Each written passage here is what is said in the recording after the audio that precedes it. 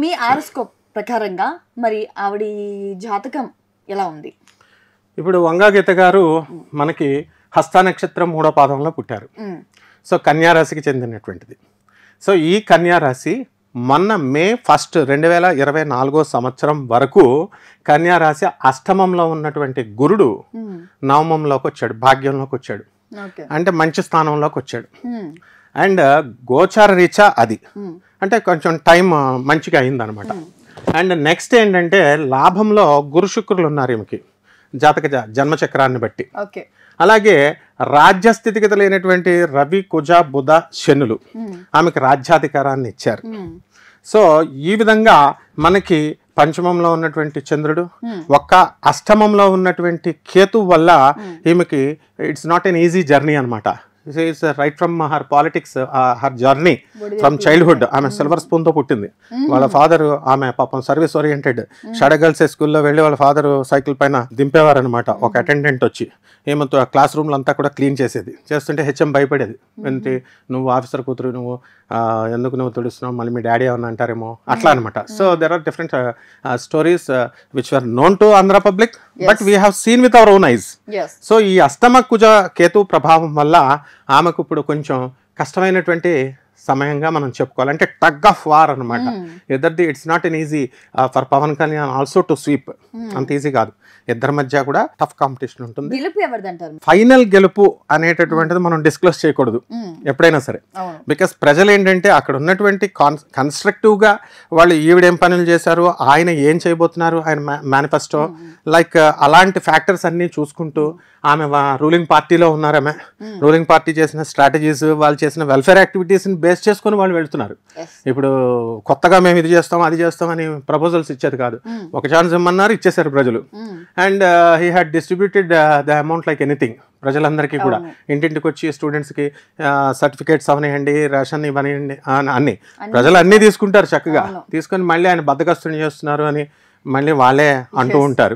అలాగే Chandrababu Naidu software companies develop చేశారు హైదరాబాద్లో అని అన్నప్పుడు రోడ్స్ని సరిగ్గా డెవలప్ చేయలేదు, ఈయన సాఫ్ట్వేర్ కంపెనీనే చేశారు, వెతుకుతూ ఉంటారు అనమాట. సో గెలుపు అనేటటువంటిది ఎక్కువగా ఇద్దరు కూడా ఇక్కడ జోక్ ఏంటంటే ఆయన కూడా కన్యా రాశికి చెందినటువంటి వ్యక్తి, ఈమె కూడా కన్యా రాశికి చెందినటువంటి వ్యక్తి. సో అందువలన టఫ్ కాంపిటీషన్. అండ్ ఎక్కువగా ఏంటంటే మనము పవన్ కళ్యాణ్ గారికి ఎందుకంటే చరిష్మా అనేటువంటి ఉంటుంది కదా, సినిమా యాక్టర్. నెక్స్ట్ రెండవది కాపు కులానికి చెందింది. లాస్ట్ టైం 2 times మనం గెలిపించలేకపోయాము. ఆయన కూడా స్ట్రైట్ ఫార్వర్డ్ మనిషి, ఈమె కూడా స్ట్రైట్ ఫార్వర్డ్. జనాలు ఏదో ఒక ఛాన్స్ ఇద్దాము చూద్దాము, ఇప్పటి వరకు మనం వైసీపీ అధికారంలో వచ్చింది చూసాము, ఇప్పుడు జనసేనని చూద్దామని వేస్తారా లేకపోతే ఇది సెలబ్రిటీ అని వేస్తారా? ఆయనకి ప్రజలకి అంత వివేకత ఉండదు. ఎందుకనంటే వాళ్ళు ఏదో ఒక ఛాన్స్ ర్యాండమ్గా ఇచ్చేద్దాం, వాళ్ళు ఏం చేస్తారో వాళ్ళకే తెలియదు. ఇప్పుడు ఎమ్మెల్యేలు ఎంపీలు ఎంతమంది ఉన్నారు, వీళ్ళు చేసే ఇప్పుడు ఓట్లకు వచ్చి అడుగుతున్నారు. మాకు స్టూడెంట్స్కి మా పిల్లలకి మీరు ఏం చేశారు అని ఈ పేరెంట్స్ అడగరు పాపం. వీళ్ళు ఏం చేస్తారంటే అంతసేపు లైట్లు వేసావా, డ్రైనేజీలు వేసావా, ఇదే ఎమ్మెల్యేలను అడిగేది. ఎడ్యుకేషనల్ పాలసీస్ ఏం చేసావు నువ్వు? జగన్ గారు ఇప్పుడు ఇంగ్లీష్ మీడియం స్కూల్స్ కింద కన్వర్ట్ చేస్తారు. చేసిన తర్వాత ఇప్పుడు ఎక్కడికి జాబ్ వెళ్ళినా ఇంగ్లీష్ ఇస్ మస్ట్. బ్రిటిషర్స్ నేర్పడం ఏమిటి? వీ స్టడీడ్ అండర్ బ్రిటిషర్స్ దగ్గరే మేము చదివాం, ఆంగ్లో ఇండియన్ టీచర్స్ దగ్గర చదివాం. రైల్వే మిక్స్డ్ హై స్కూల్ అంటే full of Anglo Indian teachers. So English is a must today. So అటువంటి దాన్ని గవర్నమెంట్ స్కూల్స్ని ఆయన రాటిఫై చేశారు, మోడర్నైజ్ చేశారు. సో ఆ విధంగా వాళ్ళు పాలసీస్లో ముందుకెళ్ళారు. అండ్ వీళ్ళు మేనిఫెస్టో ఇస్తున్నారు, ఇప్పుడు బస్సులు ఫ్రీ పెడతాం లేడీస్కి, లేకపోతే మీకు ఫ్రీగా ఇవి చేస్తాం అవి చేస్తామని. అన్బయాస్డ్గా చెప్తున్నాం మనం, ఎవరి పార్టీకి సంబంధించి కాదు. ఆమె మామూలుగా చెప్పాలంటే మా అక్కే గెలిచేస్తుందని చెప్పాలి. బట్ అక్కడ ఏంటంటే ప్రజలు మనకి సెలబ్రిటీ అనే వేసేస్తారు.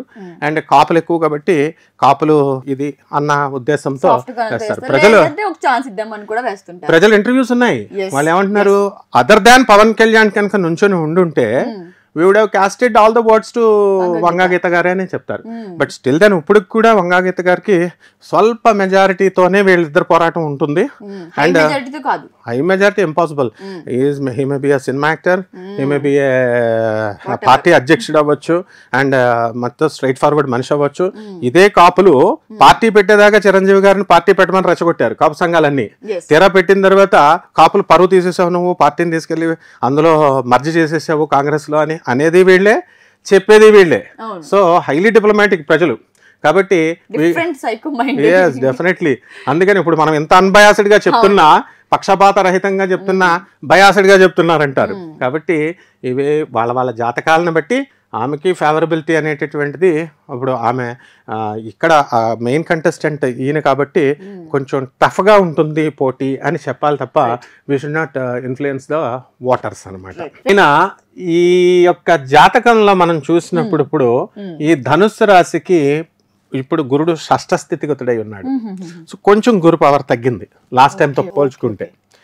తగ్గినప్పటికీ కూడా మనకి అక్కడ రవి ఆయన జన్మకుండంలో వృషభ రాశిలో ఉన్నాడు. అండ్ ఆ కుజుడు వచ్చేసరికి మీనరాశిలో ఉన్నాడు. సో ఈ యొక్క శుక్రుడు, గురుడు, తర్వాత చంద్రుడు గజకేశ్వరి యోగాన్ని, అలాగే శశి చంద్ర యోగాల్ని, ఇలాంటి యోగాల్ని కొన్ని యోగాల్ని ఇస్తున్నాడు. అందువలన రాజయోగం ఆయనకు పుష్కలంగా ఉంది. సో ఎన్నిసార్లు ఆయన కంటెస్ట్ చేసినా సరే ప్రజలు ఆయన్ని ఆదరిస్తూనే ఉంటారు. మెజారిటీ తగ్గిపోతుంది. బికాస్ గెలుపు ఉంది కానీ స్వల్ప మెజారిటీతో. It's a tug of war అనమాట. అంటే కఠినంగా ఉంటుంది పోరాటం.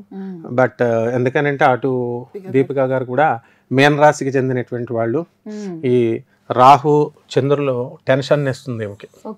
అంటే అది ఎంత నరాలు బిగిసిపోయేటటువంటి టెన్షన్ అనమాట. అంటే మెజారిటీ ఏంటి నువ్వా నేనా అన్నట్టు ఒక ఫేజ్లో కౌంటింగ్లో ఆమె గెలుస్తూ మరొక చోట ఈయన వచ్చేస్తున్నాడేమో అనేటటువంటి నర్వస్నెస్, అంత నర్వస్నెస్ ఇచ్చే చాలా టఫ్ కాంపిటీషన్ ఉంటుంది. అండ్ ఈమెకు వచ్చేసరికి ఏలినైట్ శని ప్రభావం జరుగుతుంది కాబట్టి మరి ఏలినైట్ శనిలో ప్రజలను అట్రాక్ట్ చేసుకోవడంలో వీళ్ళు ప్రత్యేకమైనటువంటి స్ట్రాటజీని అవలంబించాలి. మామూలుగా జనరల్గా ఏలినైట్ శని లేనప్పుడు అన్ని వచ్చేస్తూ ఉంటాయి, ప్రజలు కూడా వేసేయాలనుకుంటారు, వేసుకుంటూ వెళ్ళిపోతారు. బట్ ఏలినైట్ శని ఎప్పుడు రాజకీయ పరంగానే ఉంటుందా లేకపోతే అన్ని వైపు ఉంటుందండి? అన్ని వైపులా ఉంటుంది లైఫ్ లో, అన్ని ఆస్పెక్ట్స్ లో. మెయిన్ గా వాళ్ళకి లైఫ్ లో వెల్ సెటిల్డ్, ఎడ్యుకేటెడ్ కాబట్టి అలాంటి ప్రాబ్లమ్స్ ఏమి ఉండవు. అయితే ఇప్పుడు మెయిన్ ఈ యొక్క గురుడు మనకు మారినప్పుడు ఈ మీన రాశికి మొన్న May 1, 2024 తర్వాత కొంచెం ఈ మీన రాశి వాళ్ళకి ఇక్కడ రాజకీయ పరంగా ఇప్పుడు ఎలక్షన్స్ కూడా వచ్చినాయి కాబట్టి దాని మీద ఎఫెక్ట్ చూపిస్తుంది అనమాట. So she will come very very close to victory. దగ్గరగా వస్తుంది. బట్ అఫ్ కోర్స్ డెస్టినీ చేతిలో ఉంటుంది కాబట్టి గెలుపోటములు దైవాధీనాలు అన్నారు. చూడలేమంటారా? బాలయ్య బాబు ఆయన ఎన్నిసార్లు వేసినా గెలుస్తూనే ఉంటాడు ఆయన. సో మనము ఏంటంటే we have to encourage both the candidates.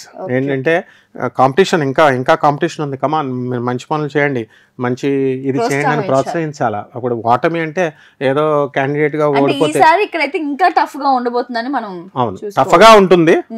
But there or every chance for Balayya Babu to win in this battle. ఇక్కడ ఈయనకి ఇది ఒక్కటే చాలా answerable.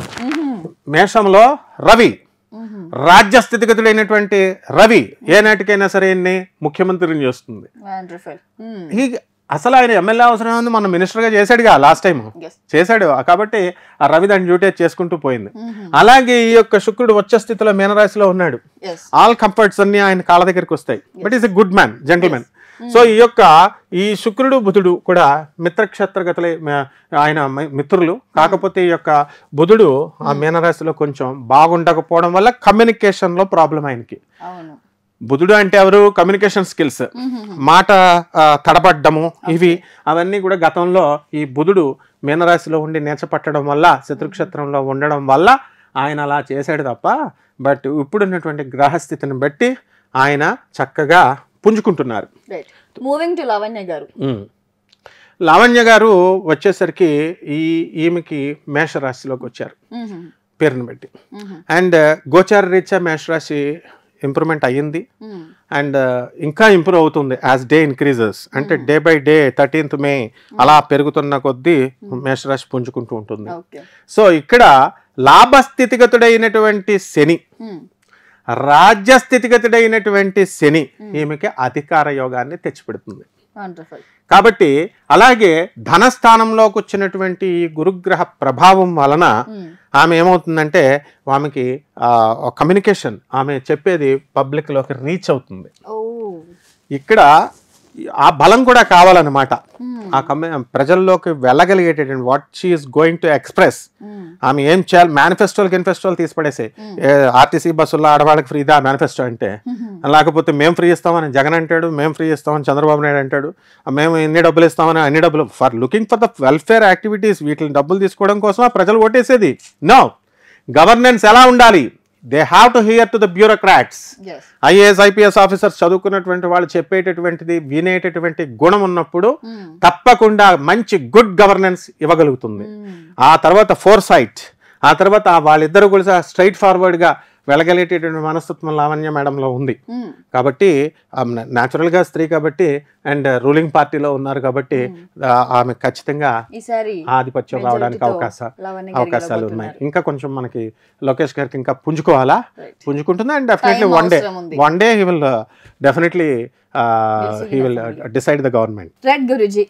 This is the most important episode అని నేను చెప్తాను. ఇప్పుడు మనకి జాతక పరంగా కన్యా రాశికి చెందిన కుజుడు బ్రహ్మాండంగా ఉన్నాడు. Dare and dash, fight. అసలు మిలిటరీ ఆఫీసర్ అవ్వాలి, ఆమె కమాండర్ అవ్వాలా, ఆర్మీకి వెళ్ళిపోయి ఉంటే బాగుండేది. సో దేశానికి ఆర్మీ ఆఫీసర్ ఆర్మీ ఆమె. కాబట్టి ఇక్కడ మనకి ధనుస్సు రాశిలో రవి రాహువులు కలిశారు.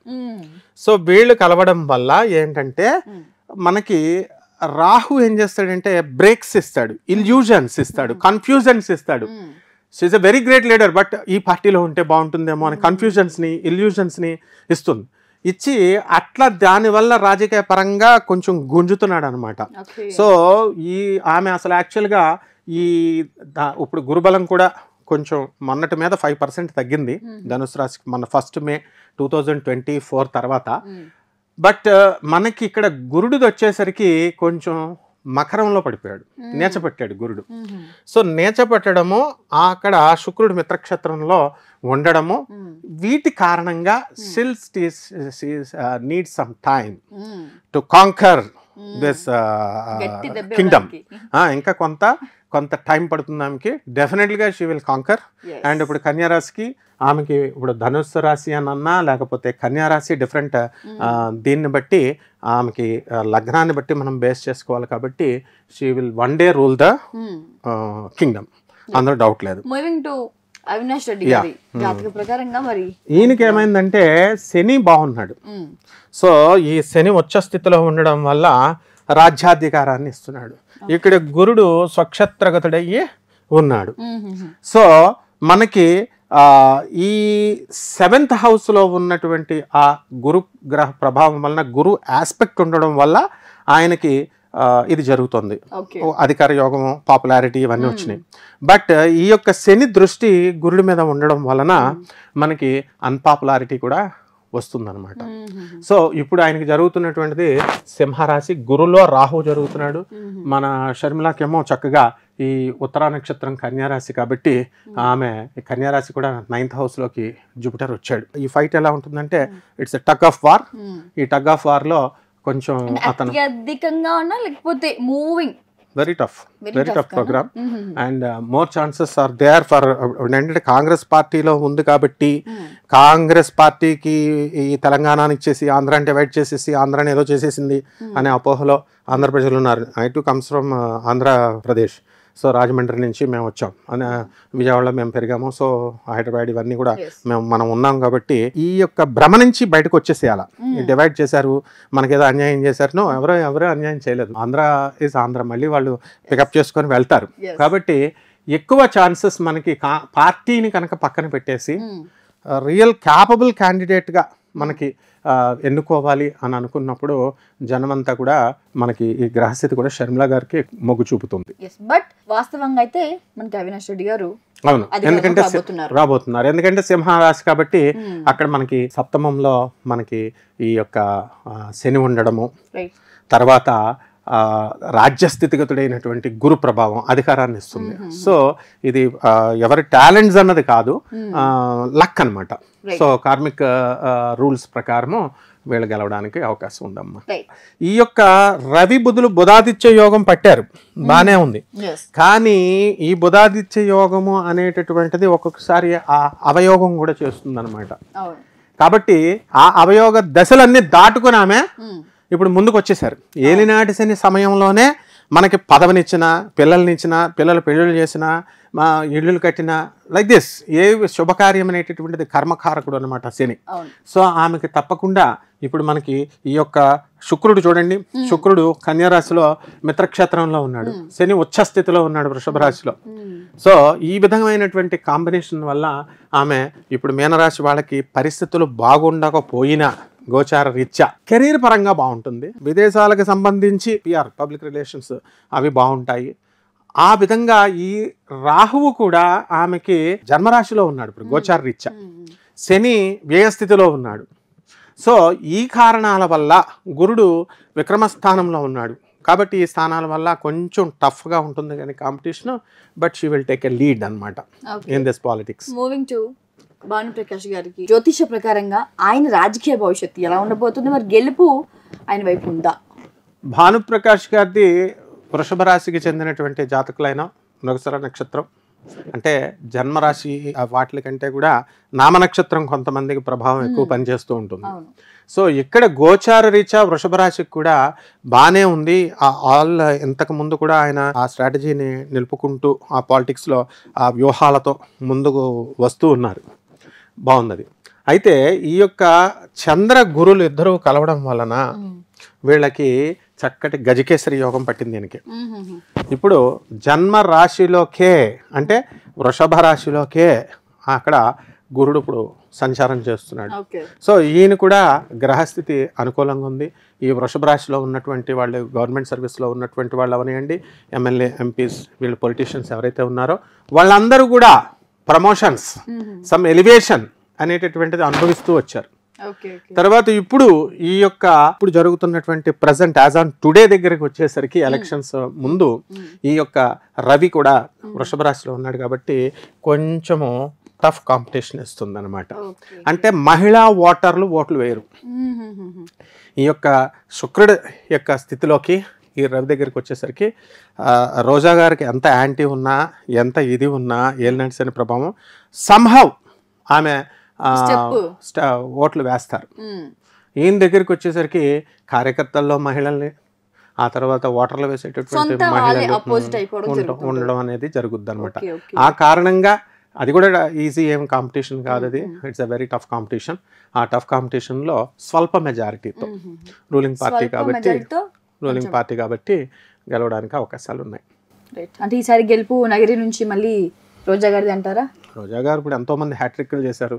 సో అధికారం అనేది ఎలా ఉంటుందంటే వాళ్ళకి గెలిస్తే మనము గెలుపు ఒక్కటే మనం అని అనుకోకూడదు అనమాట.